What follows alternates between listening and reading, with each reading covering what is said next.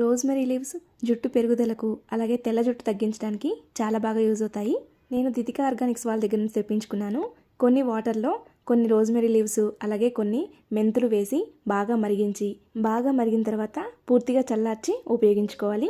మనం henna కలుపుకునేటప్పుడు tea డికాషన్తో కలుపుకుంటాం కదా, ఆ డికాషన్ చేసుకునేటప్పుడు కూడా ఈ రోజ్మెరీ లీవ్స్ కొన్ని వేసుకుని ఆ నీటితో హెన్నా కలుపుకుంటే కూడా చాలా మంచిది హెయిర్కి. ఇది నేను చెప్పింది కాదండి, సైంటిఫిక్గా ప్రూవ్ అయింది. చక్కగా ఇలా ఒక బాటిల్ తయారు చేసుకొని తలకి ఆయిల్ లేనప్పుడు స్ప్రే చేసుకోవాలి.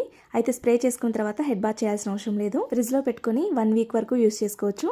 అయితే జుట్టు పెరుగుదలకి మనం పైపైన తీసుకునే ఈ కేర్తో పాటు మనం రెగ్యులర్గా తినే ఫుడ్లో కూడా కొన్ని యాడ్ చేసుకోవాలి. ప్రతిరోజు కూడా డ్రై నట్స్ పౌడర్ 1 స్పూన్ తీసుకొని దాన్ని పాలలో కలుపుకొని తాగితే చాలా మంచిది.